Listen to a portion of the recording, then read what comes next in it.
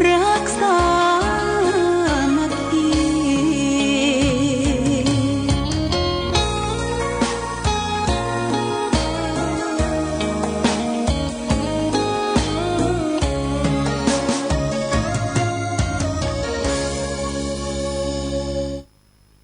สุขศรัทธาสาธุชนญาติโยมท่านพุทธบริษัททั้งหลายวันนี้รายการธรรมะประทีปส่องต่างก็ได้มาพบปะกับศรัทธาสาธุชนญาติโยมท่านผู้ฟังแห่งครั้งหนึ่ง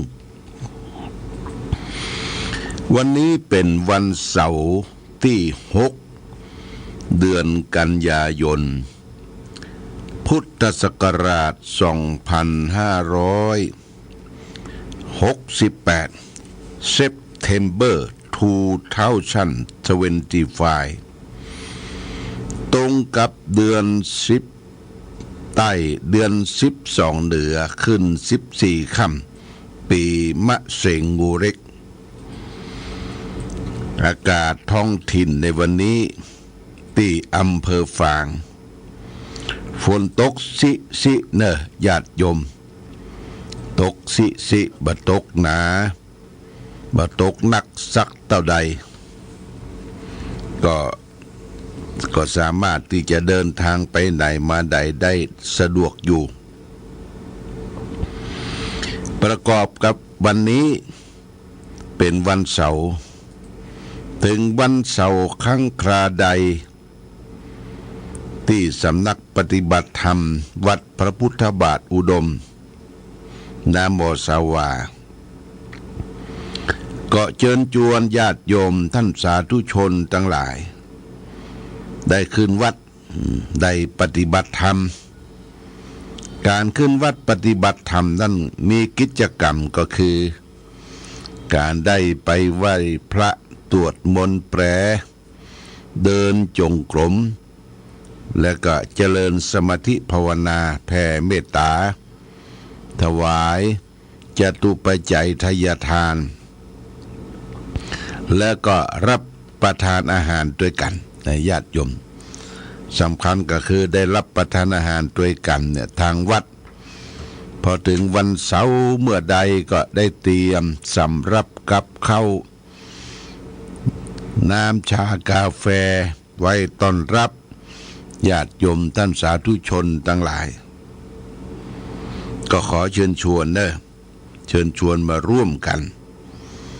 ประกอบกับวันนี้เป็นวันที่6วันเสาร์เป็นวันศาสตร์จีนด้วยนะวันศาสตร์จีนพี่น้องเชื้อสายคนจีนเพื่อก็ได้ทำบุญให้แก่บรรพบุรุษวันศาสตร์จีนและวันนี้เช่นเดียวกันหลวงพ่อก็จะได้ขึ้นไปร่วมงานพระราชทานเพลิงศพของคุณครูต้นว่านคุณครูต้นว่านนี้เป็นคอนทรายเป็นชื่อสมัครเล่นในวิทยุที่บนดอยอ่างขางก็ที่โรงเรียนบ่นะเปิ้นมีหอประชุมที่โรงเรียนดอยอ่างขางญาติโยมก็จะไปร่วมกันเพราะว่าคุณครูต้นว่านเนี่ยนะแต่ก่อนนี่ประมาณ10 กว่าปีที่ผ่านพ้นมาเปิ้นยังบ่ได้เกษียณอายุเรื่อก็อยู่บนดอยทำงานเป็นครูบ้านนอกสอนเด็กเยาวชนโดยเฉพาะอย่างยิ่งลูกหลานดาละอั่งปะหล่องนะอยู่บนดอยก็ออกวิทยุ นะญาติโยมแตะกอนสมัยก่อนบ่มีโทรศัพท์มือถืออาศัยวิทยุเป็นสื่อวิทยุเป็นสื่อเสียงเปิ้นม่วนนะฮูเนี่ยเสียงเปิ้นม่วนเสียงได้ยินและม่วนบ่เป็นพิษเป็นภัยกับภัยถ้าขึ้นวิทยุเมื่อใดก็หมู่คอนทรายที่อยู่ที่ไหนก็ร่วมกันฟังแล้วถ้าแทกเข้าไปแทกน้อยอ่ะขออู้น้อยเนี่ยแทกนะแทกน้อยเปิ้นก็อู้จ้าว่าตังบนหนาวเป็นจะได้ลูกศิษย์ลูกหาเป็นจะได้วันนี้จะไปไหนสมัย10 กว่าปีเปิ้นลงมาแล้วก็มาแวะที่วัดแต่มาเจอเอาลูกพับนะญาติโยมลูกพับลูกเหลืองๆนะมาฝาก2 ลูก ก็ได้ฉันเป็นครั้งแรกกลมกล่อมกรอบนะของบนดอยอ่างขางแต่ก่อนนี้หาฉันได้ยากนะลูกพับเนี่ยนะดอยอ่างขางเปิ้นจะปลูกลูกพับสาลี่แอปเปิ้ลนี่โครงการหลวงลูกท้อต่างๆแล้วก็ลูกพับเปิดลูกพับมาฝาก2 ลูกก็มาฉันแล้วก็มันมีหน่วยในมันก็เอามาบงนะ คิดว่ามันจะเป็นต้นเป็นกอขึ้นมาแต่มันบ่เป็นเนาะเปิ้นใจกิ่งทาบกิ่งอย่างนี้ปลูกลูกพับประเด็นนี้นักแน่ลูกพับหลายที่หลายต่างเปิ้นก็โครงการหลวงโครงการที่มีความหนาวเปิ้นก็ปลูกลูกพับบัดนี้นี่ซื้ออย่างที่เฮาไปที่โครงการหลวงห้วยน้ำดังก็ดีที่ไหนก็ดีที่ผ่านไปตังจังใหม่เพื่อจะขายเป็นถุงนะแต่มันต้อ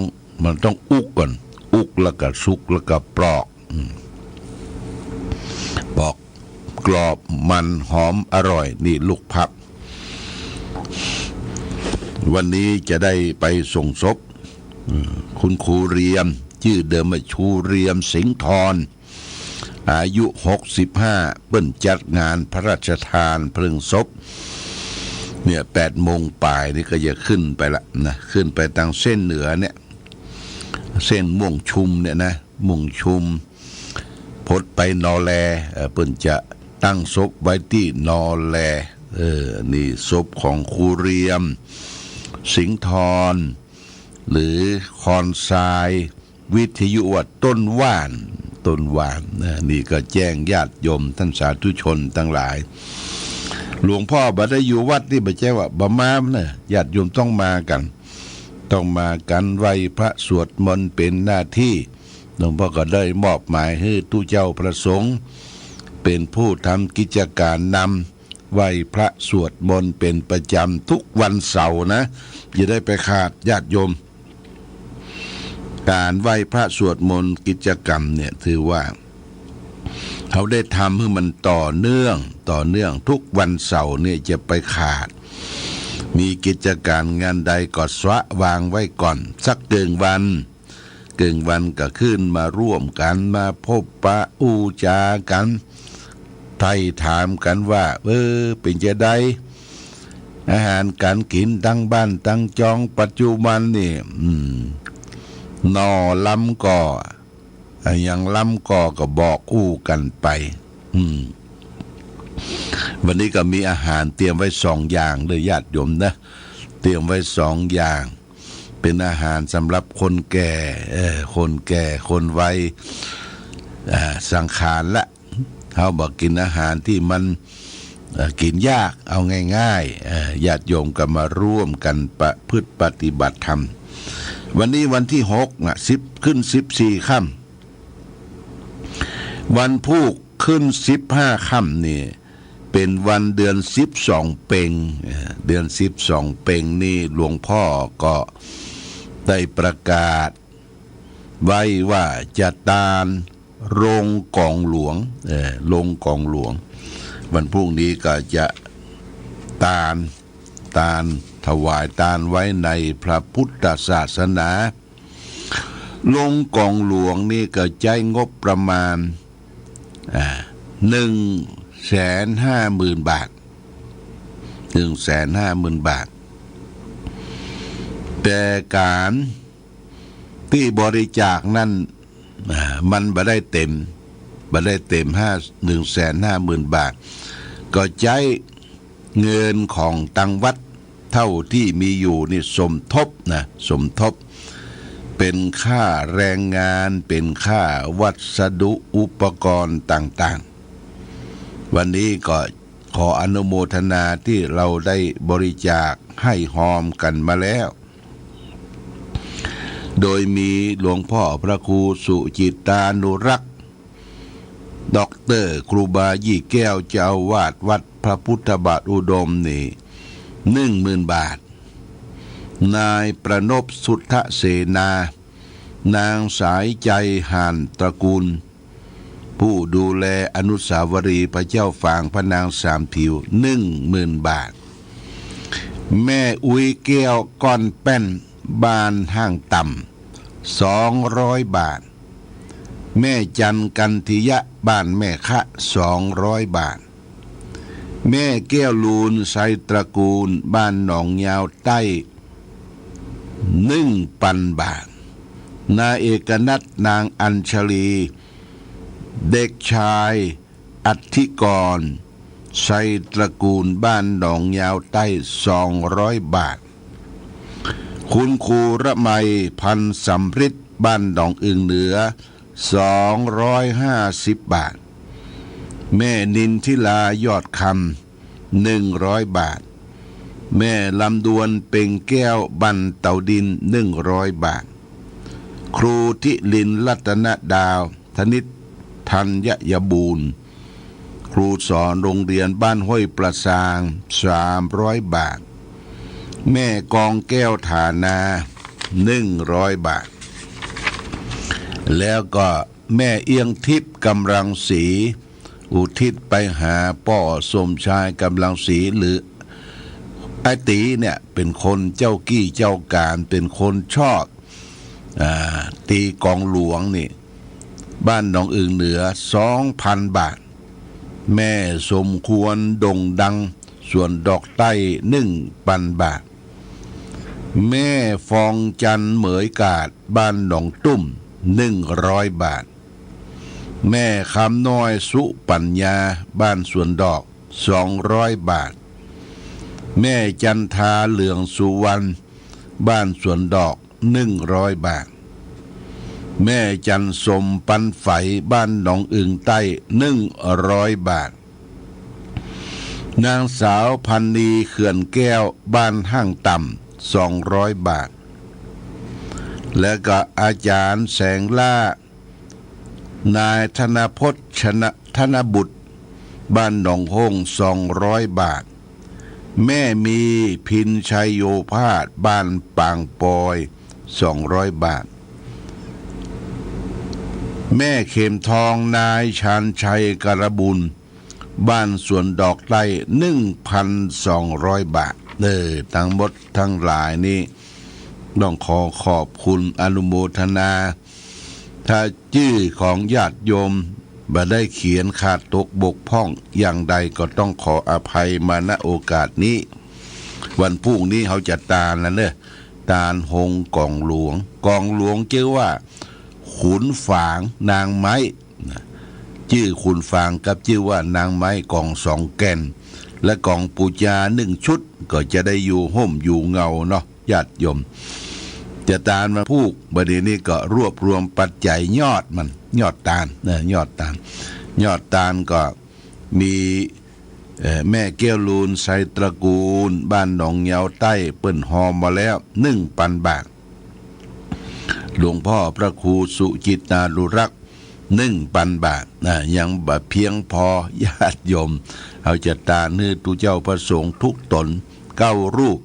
แล้วก็นอกนั้นก็เป็นสมณเณรปูจานอันนี้ก็แจ้งญาติโยมท่านสาธุชน พระจะหอมยอดกินยอดตาลก็หอมที่คุณสายใจหันตระกูลเนอะที่นำบ่อสาวาได้ทุกเวลาวันพุกมาเจ้าน่ะจะตาลพร้อมกันพร้อมกันนี้ก็ญาติโยมทางคณะกรรมการวัดแล้วก็ได้ปรึกษาหารือกันว่าวัดพระพุทธบาทอุดมเนี่ยเวลามีกินมีตาลมีงานก็ขาดเก้าอี้ญาติโยมเพราะเก้าอี้ฮิบไว้เมินละเกิดความเสียหายเกิดความสำรุดเบิ่งก็จะหาไว้สัก100 ตัวเป็นเก้าอี้สีขาวพลาสติกแข็งก็มีคนบริจาคดังต่อไปนี้นะนายประนพสุทธเสนานางสายใจหันตระกูล10 ตัว 2,200 บาทนายปริญญานางรุ่งทิวานายปรัชญาหานตระกูล3 ตัว 360 บาทนางวีนาหานตระกูล2 ตัว 440 บาทนายวุฒิกรเตียสกุล2 ตัว 440 บาทนางสาวเพียงพุนบาเพียงบุญพาหานตระกูล1 ตัว 220 บาทนางสาวพลอยทรายมงคลเทพ1 ตัว 220 บาทแม่นิพาคนโต1 ตัว 220 บาทป่อฉลองเทียมแก้ว1 ตัว 220 บาทนางคำน้อยเทียมแก้ว1 ตัว 220 บาทแม่จริงนางเฮียนนายชาติเด็กชายแทนมหาใจ1 ตัว 220 บาทอาจารย์ปรีดาปัญญาวชิโลภาคนางรัตดาชัยวงศ์2 ตัว 440 บาทแต่ว่าก็มีพ่อบุญธรรมจากบ้านปงหนอง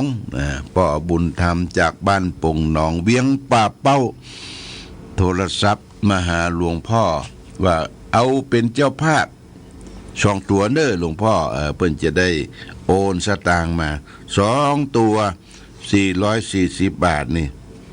พ่อบุญธรรมบ้านปงหนอง440 บาทโมทนาสาธุเนอกับญาติโยมท่านสาธุชนร่วมกันทำบุญเป็นเจ้าภาพเก้าอี้ไว้ใจในกิจกรรมงานต่างๆที่บนสำนักประพฤติปฏิบัติธรรมวิปัสสนาน้ำบ่อสาวาต้องขอขอบคุณอนุโมทนาสาธุมาณโอกาสนี้โดย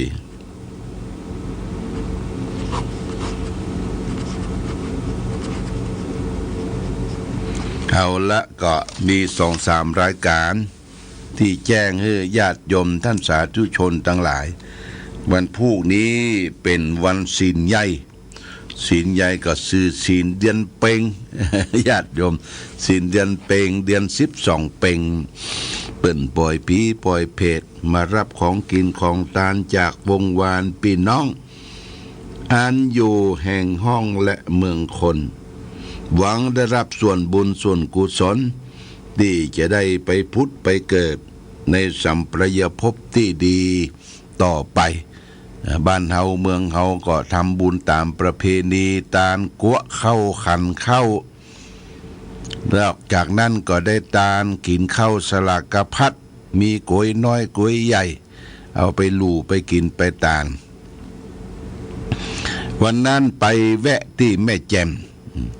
ก็ไปบ้านคุณสุทัศน์แล้วก็พลได้คุมสมศรีชัยสวัสดิ์เปิ้นดาครัวหันต้นเปิ้นดาครัวโอ้ว่าจะตานเมื่อไรจะตานวันที่7ว่านะอันนั้นเปิ้นก็ตานเปิ้นบ่เอาหัววัดที่อื่นเด้อญาติโยม เปิ้นเอาหัววัดเปิ้นว่าตาลวัดไผ่วัดมันแบบตาลวัดไผ่วัดมันทั่วอำเภอแม่แจ่มตาลวันเดียวกันหมดญาติโยมอันนี้ก็เป็นสิ่งที่เปิ้นทำกันก็ดีอยู่เนาะแต่ตั้งบ้านเฮานี่บ้านเมืองฝางแม่อายชัยประการนี่คืนเนอะคำว่าคืนนี่จะได้มีหัววัดหัววามีการนำจ้างฟ้อนเอาไปตาลไปร่วมกันจัดงานอย่างกระเริกบางที่บางแห่งก็มีฟ้อนมีลำมีดนตรีกล่อมไปด้วยข้อสำคัญตานเข้าศาลาก็คือตอนเวลาเลี้ยงอาหารชันเพลเนี่ยถ้าเสร็จแล้วก็สบายละญาติโยมต้นสลากก็เป็นต้นเบอร์ต้นโจ้แต่วานี้ได้รับตามที่วัดประทุมวาดหนองบัวทุมวาดหนองบัววัดหลวงพ่อท่านพระครูอดุลธรรมโสภิตที่ปรึกษาเจ้าคณะอำเภอฝางเจ้าวาดวัดปทุมวาดหนองบัวก็จับต้นสลากได้เบอร์60เบอร์60นี่ก็นามสกุลเสียงซุ่มเสียงนะเบอร์60แล้วก็จับแฮมรอบหนึ่งมีเบอร์เป่ากับเบอร์โจกต้นโจกมีอยู่6 ต้น6 ต้นหลวงพ่อจกต้นโจกเป็นเบอร์แรกเนี่ยเขาก็เอามือขวาเนี่ยลงในบาทกลไปก็ยิบมา1 เบอร์ก็ได้เบอร์โจกต้นที่2เนี่ยญาติโยมต้นที่2ได้เบอร์โจกต้นที่2ก็โจกดีตะวานี่แหละได้ต้นโจกโดยต้นโจกโดยต้นจ้งโดยแล้วก็ต้นธรรมดาโดยก็ไปร่วมทำบุญงานตาลเข้าสลักกพัดที่วัดปทุมวาดหนองบัวเนี่ยเปิ้นกับตาลเป็นประจำทุกปีขึ้น13 ค่ำเดือน12เหนือนี่วัดหนองบัวเปิ้นจะตาลแล้วก็วันนี้ก็หลวงพ่อก็จะมีภารกิจขึ้นบนดอยอ่างขางญาติโยมก็มาเนอะมาไหว้พระสวดมนต์เตรียมพระเตรียมเดนไว้ละมาดื่มน้ำปานะฉันอาหารรับประทานอาหารกลางวันตัวกันเนอะที่บนวิหารพงพาลาพระเจ้าละแข่งอันนี้ก็เชิญชวนญาติโยมท่านสาธุชนไผอยู่ไกลบ่ได้มาก็ยกมือสาเนอะทุกวันเสาร์นี่เชิญชวนมาประพฤติปฏิบัติธรรมประจำวันเสาร์อันนี้ก็แจ้งญาติโยมท่านสาธุชนมาณโอกาสนี้เอาละวันนี้รายการธรรมประทีปส่องต่างได้มาพบญาติโยมท่านสาธุชนทั้งหลายมีภาษิตบทหนึ่งเปิ้นว่าอัฏฐรีณทักกถาว่าโดยคนไม่จนว่าคนไม่จนเป็นยังไงเปิ้นบอกว่าบุคคลใดมีศรัทธามั่นคงไม่หวั่นไหวในตถาคตคือพระพุทธเจ้ามีศีลงามที่พระอริยเจ้าพอใจสรรเสริญมีความเลื่อมใสในพระสงฆ์และมีความเห็นโดยตรงบัณฑิตเรียกผู้นั้นว่าเป็นคนไม่จนชีวิตของเขาไม่สูญเปล่า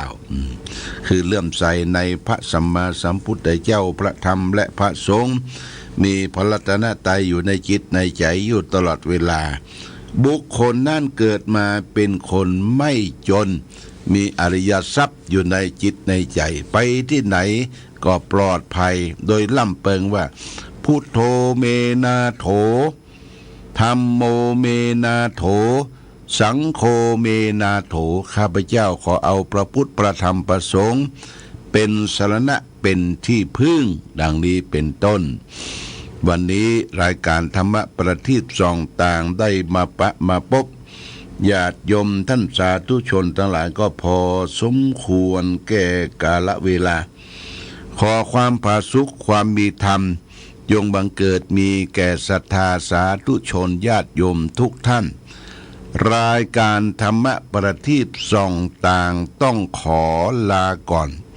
ขอผู้ฟังจงตั้งมั่นจิตหันษาโดยธรรมะขององค์พระพุทธาได้นำพาให้เกิดความสุขสงบเย็นขอเจริญพร